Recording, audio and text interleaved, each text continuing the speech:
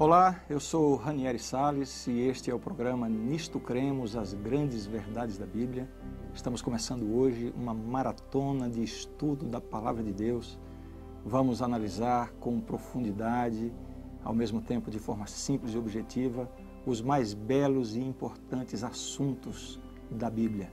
Eu tenho certeza que você vai ser muito abençoado com esse estudo. Você vai aprender muitas coisas novas, vai reforçar alguns conceitos e com certeza será muito beneficiado. A lição de hoje, a número 1, vai tratar sobre a Palavra de Deus.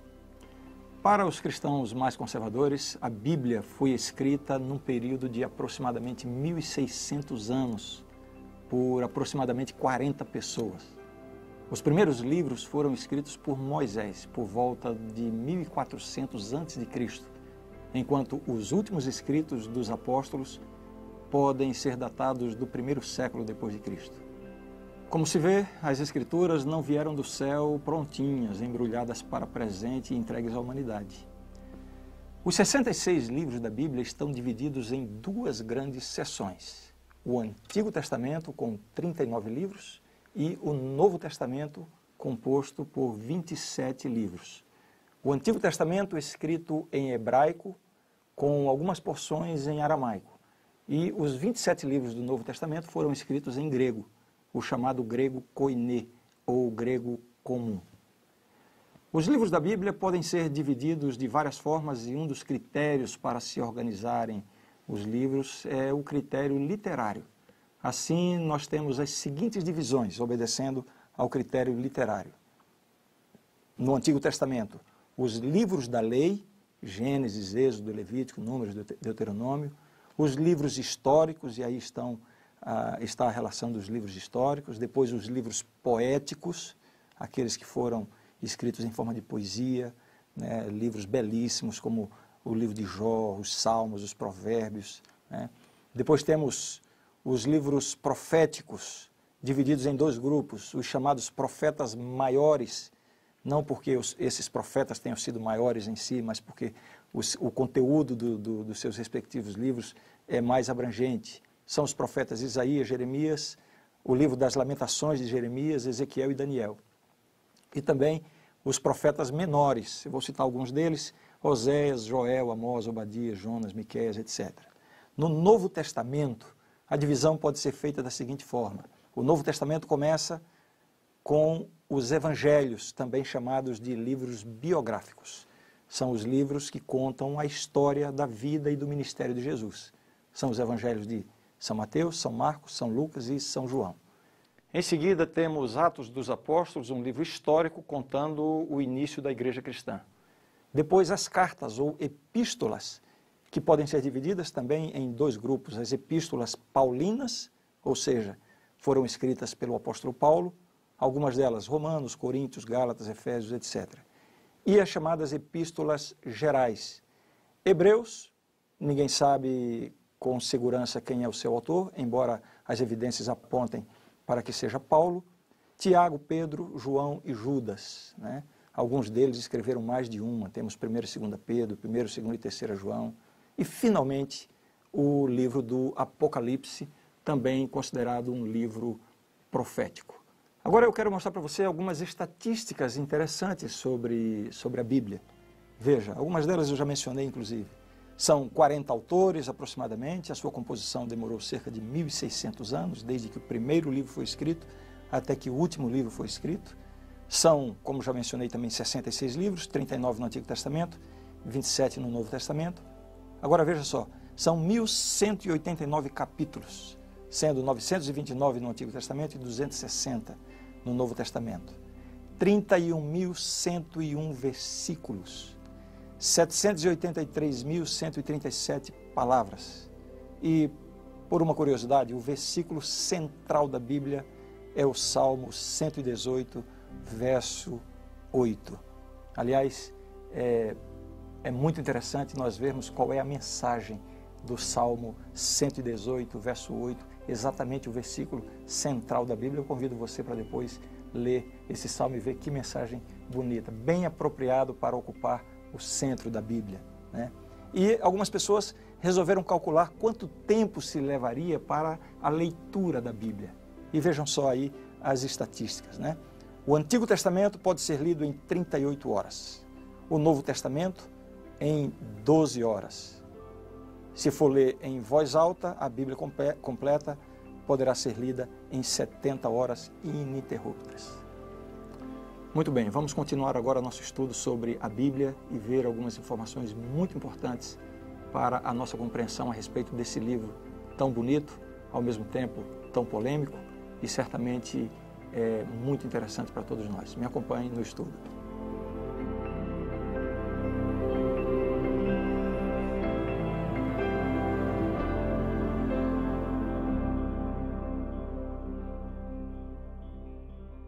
Dizemos que a Bíblia é a revelação de Deus. Mas o que exatamente significa isso? Como é que Deus se revela ao ser humano? Existem basicamente duas formas de revelação divina. A primeira delas nós chamamos de a revelação geral. A revelação geral é aquela através da qual o ser humano pode ter vislumbres da natureza e da pessoa de Deus. Deus se revela de alguma forma através da natureza, através da história, através do comportamento e da consciência do homem. Veja só o que esses textos dizem a respeito desse conceito de revelação geral. Os céus proclamam a glória de Deus e o firmamento anuncia as obras das suas mãos. Salmo 19, verso 1. De alguma forma, é uma revelação geral, não é específica. Podemos conhecer muito a respeito de Deus através da natureza. Esse texto está dizendo isso. Quando contemplamos os céus, temos alguma informação a respeito da pessoa, do caráter e do poder de Deus, embora não sejam informações específicas. Por isso que se diz que esta é uma revelação geral. Vejamos ainda outro texto. Porque os atributos invisíveis de Deus, assim o seu eterno poder, como também a sua própria divindade, claramente se reconhecem desde o princípio do mundo, sendo percebidos por meio das coisas que foram criadas. Tais homens são, por isso, indesculpáveis. O que a Bíblia está dizendo é que, de alguma forma, mesmo sem um conteúdo escrito, mesmo sem uma revelação específica, as pessoas, as civilizações ao longo da história da humanidade tiveram, através da natureza, um vislumbre, uma ideia de quem é esse Deus Criador. Essa é a chamada revelação geral. A segunda forma de revelação é o que chamamos de revelação especial. Esta é a forma como Deus se revela com propósitos específicos. É uma forma de revelação com conteúdo. O texto no livro de Hebreus nos dá uma boa explicação sobre a revelação especial, esse conceito de revelação especial. Vejam o que diz aí, Hebreus 1, versos 1 e 2. Havendo Deus outrora falado muitas vezes e de muitas maneiras aos pais pelos profetas, nestes últimos dias nos falou pelo Filho, a quem constituiu herdeiro de todas as coisas, pelo qual também fez o universo. O conteúdo da Bíblia é, portanto, a mensagem de Deus dada através dos profetas. Esse processo se chama inspiração. Há duas coisas importantes de serem observadas no processo da inspiração. Primeiro, o conteúdo da mensagem vem de Deus. É isso que diz a própria Bíblia. Toda a Escritura é inspirada por Deus e útil para o ensino, para a repreensão, para a correção, para a educação na justiça. 2 Timóteo, capítulo 3, verso 16. Então veja bem, toda a Escritura é inspirada por Deus. A palavra original usada aqui no grego, theopneustos, inspirada, significa proveniente do fôlego de Deus, né? De alguma forma soprada por Deus. Esse é o conceito de inspiração.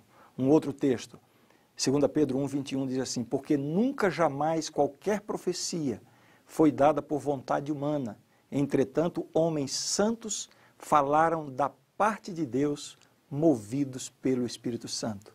Mais um texto que demonstra isso, que a mensagem, o conteúdo da mensagem da Bíblia vem de Deus. A segunda coisa importante é que no processo de inspiração, Deus não anula a participação do profeta. como se ele ditasse e o profeta apenas reproduzisse cada palavra dada por Deus. Não é isso que acontece. A inspiração de Deus não anula a pessoa, a personalidade e a participação do profeta. Veja só o que diz a Bíblia nesse sentido. Os espíritos dos profetas estão sujeitos aos próprios profetas. 1 Coríntios 14, verso 32. A única exceção são os 10 mandamentos. Os 10 mandamentos são palavras de fato, escritas pelo dedo de Deus. A lei de Deus é algo tão importante que Deus preferiu Ele mesmo escrevê-las.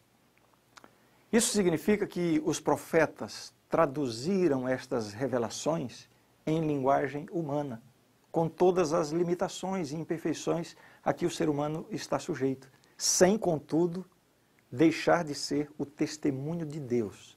Ou seja, vamos entender bem, Deus dá a mensagem, o profeta escreve essa mensagem em sua própria linguagem, mas o Espírito Santo, que inspira o profeta, ele mesmo supervisiona de tal forma a não permitir que a mensagem seja comprometida por causa das limitações da linguagem humana. Em outras palavras, dizemos que os profetas, não as suas palavras, é que foram inspirados. Esse conceito se encaixa perfeitamente com o padrão divino de se revelar ao ser humano. Veja, a mais perfeita e completa revelação de Deus está na pessoa de seu próprio Filho, Jesus Cristo. E Cristo é a combinação entre o divino e o humano. Ele é Deus e ele é também homem. O mesmo se dá na revelação das Escrituras, uma combinação entre o divino e o humano. A mensagem vem de Deus, as palavras são dos profetas. Isso se torna evidente quando observamos, por exemplo, as diferenças de estilo entre os diversos autores da Bíblia. Paulo escreve de forma mais erudita, com um raciocínio mais rebuscado. Pedro, por sua vez, tem um vocabulário mais limitado, típico de um pescador sem muito estudo. Encontramos até alguns erros gramaticais nas escritas de Pedro e João, mas o mais maravilhoso de tudo isso é que Deus usou pessoas assim, pessoas comuns, seres humanos que se entregaram à influência do Espírito Santo para transmitir a sua palavra. E a palavra de Deus assim se torna um guia seguro, pela garantia, pela supervisão, pela inspiração do Espírito Santo. Ela está destituída de erros de doutrina e, por isso, é absolutamente confiável. Vejamos agora o que podemos saber sobre a função das Escrituras. Qual a função da Bíblia para o ser humano? Vejamos o que diz o texto bíblico. Romanos 15, verso 4. Pois tudo quanto outrora foi escrito, para o nosso ensino foi escrito, a fim de que pela paciência e pela consolação das Escrituras tenhamos esperança. Quantas coisas importantes aqui, não é? Para o nosso ensino, a fim de que tenhamos esperança. Considerando que a Bíblia é a mensagem de Deus, inspirada pelo Espírito Santo, nós devemos tê-la como única regra de fé e prática. A vida do cristão não deve se basear em ensinamentos humanos, nem em tradições da igreja. A nossa única regra de fé e prática deve ser a Bíblia. Esse é um princípio primordial para quem quer estudar e entender a mensagem das Escrituras. Aqui está uma confirmação disso. Isaías 8, 20 diz assim: à lei e ao testemunho, se eles não falarem desta maneira, jamais verão a alva. Essa expressão, a lei e ao testemunho, é uma expressão que se refere às Escrituras. Portanto, as Escrituras são o parâmetro para medir qualquer ensinamento, qualquer doutrina, qualquer pretensão de profeta. A lei e ao testemunho. Algumas pessoas escutam por aí que a Bíblia e a ciência não se harmonizam. Apesar de muitos eruditos fazerem esse tipo de afirmação, existem cada vez mais evidências da autenticidade da Bíblia. Foram feitas várias descobertas arqueológicas relacionadas diretamente com a Bíblia. Calcula-se que aproximadamente 40 personagens bíblicos tenham tido a sua historicidade confirmada por meio de documentação arqueológica. Um dos principais arqueólogos da atualidade, William Dever, tem se esforçado para contestar afirmações que lançam descrédito à autenticidade da Bíblia. E o mais interessante é que ele não tem nenhuma motivação religiosa, porque ele é agnóstico. Bem, como eu ia dizendo, vários personagens bíblicos têm tido a sua historicidade comprovada pela arqueologia moderna. Essa é uma evidência de que a Bíblia é um documento confiável. Eu vou mostrar para você alguns desses exemplos. Aqui está na tela. Comprovação arqueológica de alguns personagens da Bíblia. O rei Davi foi comprovado arqueologicamente a existência dele em 1993, Caifás em 1990, o rei Ezequias em 1830, Pôncio Pilatos em 1961, o rei Jeú em 1845, Herodes o Grande em 1996. Eu estou apenas dando alguns exemplos de evidências científicas, arqueológicas, comprovando o conteúdo da Bíblia. Portanto, a Bíblia e a ciência não são contraditórias, ao contrário do que muita gente fala. Uma outra evidência científica da Bíblia são as diversas informações que contrariaram as crenças da época em que foram escritas, mas que foram, em séculos recentes, comprovadas pela ciência moderna.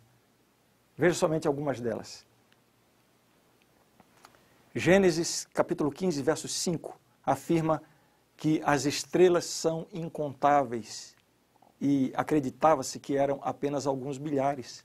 No entanto, a ciência moderna comprova que, de fato, a Bíblia estava certa em afirmar isso, embora não tendo nenhuma forma de fazer a observação científica, uma prova de que havia uma orientação de Deus dando essa informação, né? No livro de Jó, capítulo 26, verso 7, ali há a afirmação de que a terra está suspensa no vácuo. Puxa vida, até a Idade Média e mais recente ainda se duvidava desta realidade científica, e a Bíblia já dizia isso séculos, 1400, aproximadamente 1400 anos antes de Cristo, uma informação que vem ser confirmada pela ciência nos últimos séculos apenas, né? Ainda no livro do Jó é feita menção sobre a pressão atmosférica, o peso do ar, coisa que só foi comprovada séculos, milênios depois, né? Levíticos fala sobre noções de sanitarismo, né? Práticas hoje reconhecidas e recomendadas pela ciência e que a Bíblia já falava séculos atrás. O livro de Gênesis estabelece, orienta que o melhor dia para a circuncisão deveria ser o 8º dia de nascimento. Por que razão? Evidentemente, na Bíblia não há essa informação científica. No entanto, pesquisas modernas demonstram que os percentuais de protrombina são mais altos exatamente no 8º dia, o dia mais adequado para a circuncisão. Veja, tudo isso demonstra que a Bíblia tem uma origem divina. E é claro, eu estou fazendo aqui algumas pouquíssimas demonstrações de muitas evidências, né, da inspiração da Bíblia. Contudo, uma das maiores evidências da origem divina da Bíblia está em sua coerência. Isso é muito bem argumentado pelo escritor Josh McDowell. Veja, nas palavras dele, ele diz mais ou menos assim: esses 66 livros foram compilados por mais de 40 autores, de variada formação educacional e cultural.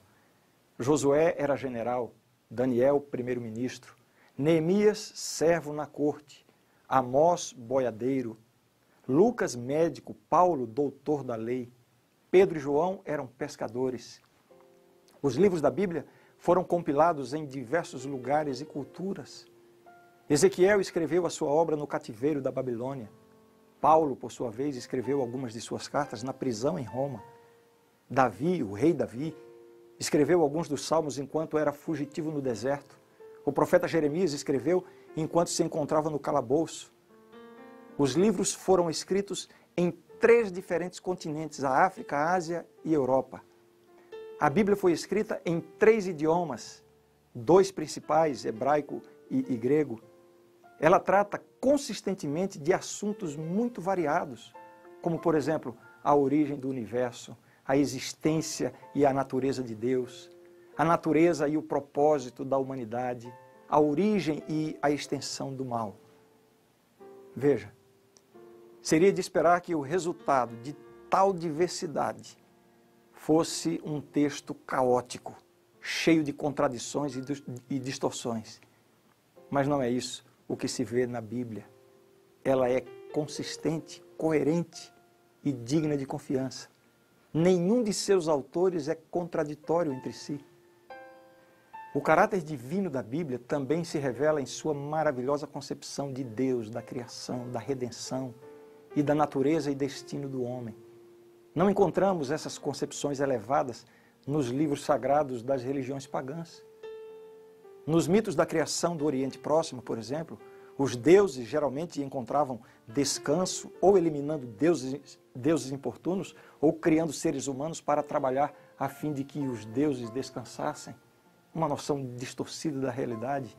A Bíblia não apresenta dessa forma. A notável natureza da Bíblia também se revela em sua miraculosa preservação ao longo da história, apesar dos incansáveis esforços para destruí-la, tentativas feitas no passado por imperadores romanos, líderes de igrejas cristãs, regimes comunistas, tentando suprimir a Bíblia, fazer com que ela desaparecesse. E a despeito de todas essas tentativas premeditadas para destruir o Santo Livro, o seu texto chegou até nós essencialmente inalterado. Alguns dos mais antigos manuscritos nos aproximam da composição dos originais, revelando a surpreendente exatidão do texto que chegou até nós hoje. Podemos confiar que as nossas Bíblias são versões seguras das mensagens originais. Isso é confirmado cientificamente. Por fim, considerações conceituais e existenciais asseguram também a validade da Bíblia. Conceitualmente, a Bíblia oferece uma explicação razoável para a condição humana e a solução divina para os nossos problemas. Existencialmente, os ensinos da Bíblia dão sentido à nossa existência e nos oferecem razão para viver, amar e servir. Por meio deles, podemos experimentar as ricas bênçãos da salvação. Bem, isso foi só o começo. Nessa série de estudos, você vai conhecer a fundo as grandes verdades da Bíblia, desde as principais profecias até as questões mais práticas da vida. Vamos entender muito sobre o nosso mundo e a época em que vivemos. Acompanhe cada um dos estudos com muita atenção e você verá como será bom para a sua vida.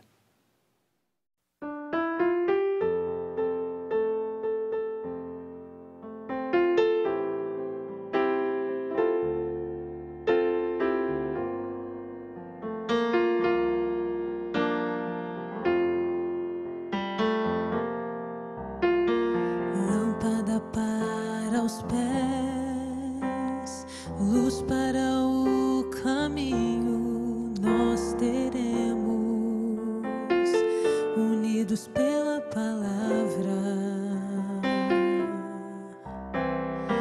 espada de poder, verdade que liberta nós teremos, unidos pela palavra.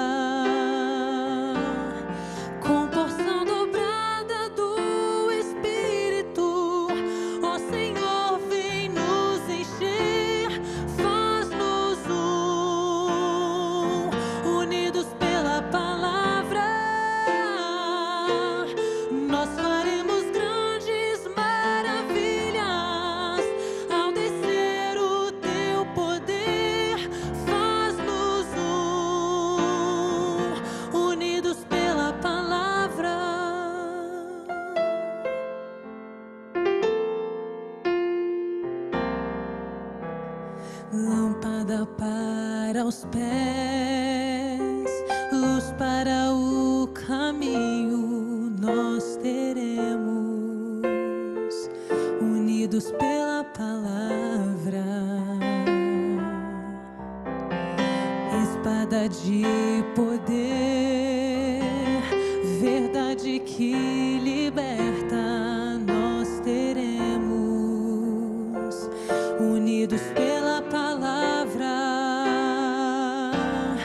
com porção dobrada do Espírito, ó Senhor, vem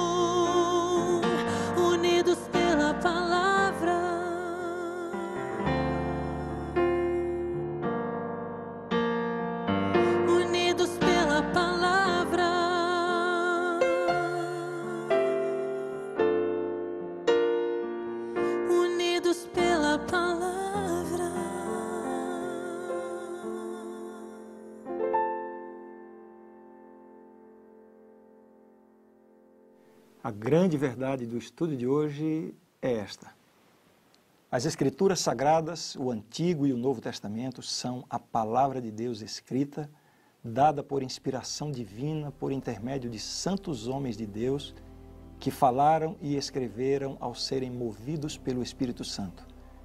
As Escrituras Sagradas são a infalível revelação de sua vontade. Constituem o padrão de caráter, a prova da experiência, o autorizado revelador de doutrinas e o registro fidedigno dos atos de Deus na história. Esta é a verdade e eu creio nisto. A partir do próximo estudo, nós vamos começar uma análise profunda sobre Deus, a pessoa de Deus. Deus é um Deus único ou é uma trindade? Como a Bíblia aborda essa questão? Não perca!